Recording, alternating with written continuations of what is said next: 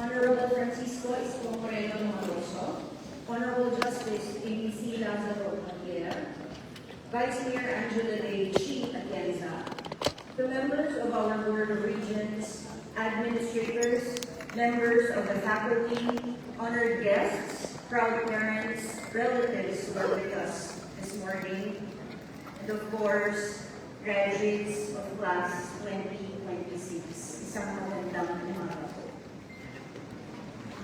Pwede ko pang malaman ng placement. Nasaan po ba ang College of Law? College of Business Management?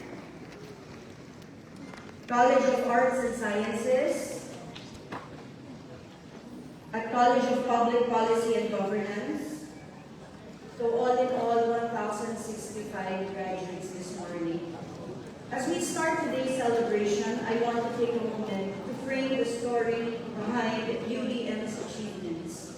We often talk about the global stage, as if it's a distant goal. But for Universidad de Manila, it is a resource we actively mine. Our mission, local transformation to global innovation, is not just a slogan. It is our deliberate strategy. We identify our best practices and show it to the world. We don't just want our students to be globally competitive. We want them to be the engines that drive Manila's growth. We start with the city's promise of providing the minimum basic needs, and this includes quality education. But for our chief local executive, who is also the chairman of the Board of Regents, we did not just stop with free education from admission to admission exams, libre na, until graduation. He even provided monthly allowances to our students. So, you will find that hindi lang sa UDM po, hindi na libre lamang pag-aaral. Nakakatulong po ang ating local government sa pagtustos ng kahit paano ng kailangan ng paggastos pag-upay sa eskwelahan. An institution is only as strong as the most vulnerable student it supports. When we talk about empowering every learner, we are talking about removing the friction that keeps talent from reaching its full potential. Whether it is through medical assistance, job fairs, or our dedicated wellness and inclusivity programs, we invest holistically. We recognize that academic excellence is simply a byproduct of being healthy, secure, and respected. This holistic approach ensures that no student is left behind as they pursue their professional and personal development within the walls of UDM. Financial security fuels academic opportunity.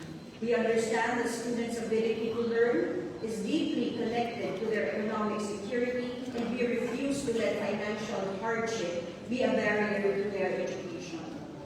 Sino po ba dito ang tinatawag natin first generation, first in their family to graduate from college? Pwede po bang itaas niyo ang inyong mga kamay? Pwede po bang tumayo kayo?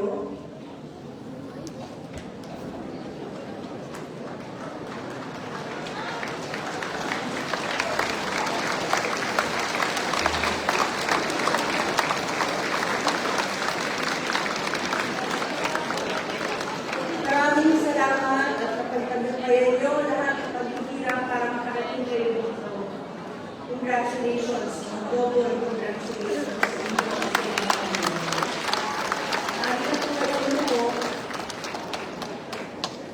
Through our SAP, or Social Integration Program, we are providing direct tangible relief to those who need it most. This support ensures that our students can walk onto our campus with their heads held high, knowing they have a backing of a university, of a city that cares about their survival as much as their success. We are building a foundation where financial worry never dictates a student's future. Education is ultimately a bridge between potential and purpose, and we are working to make the bridge as short as possible. By embedding industry-backed, TESDA-certified, and workforce-aligned training into our curricula, we are closing the gap between what is taught and what is needed. This experiential learning model treats our campus as a professional ecosystem, preparing our students to be immediately relevant in a rapidly shifting labor market. We are not merely conferring degrees. We are ensuring that every graduate is equipped with the practical skills required for immediate career success. Our commitment to education extends to those who have already chosen a path of service by offering specialized programs, governance, and our Bachelor of Public Administration, even our City Hall employees. We are providing a clear pathway for aspiring or existing public servants to refine their professional skills. We are not just training students, we are empowering the very people who will shape the future of our local governance and community development. This commitment to lifelong learning ensures that UDM remains a vital trust, and we fulfill that trust by being a catalyst for our members. The UDM Cares initiative represents the coming home concept at its most practical level. From localized soup kitchens, ilan ba sa inyo nakapag-soup kitchen na kinabang sa ating champurado, lugaw, pansit? No? So, it was there para tutulungan kayo, lalo na sa mga hindi sapat, no? Ang dalang baon.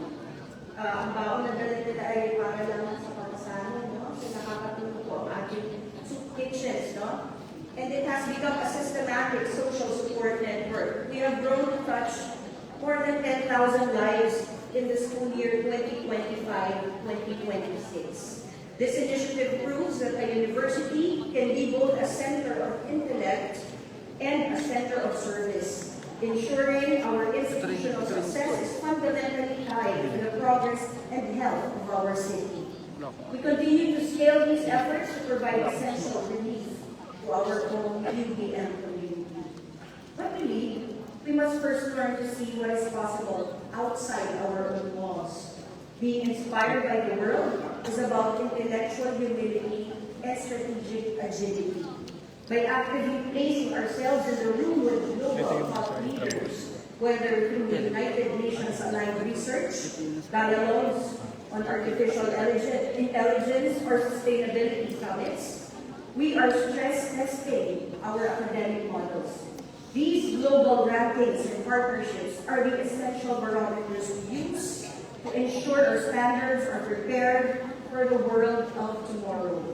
We remain focused on integrating these global insights into our local curriculum.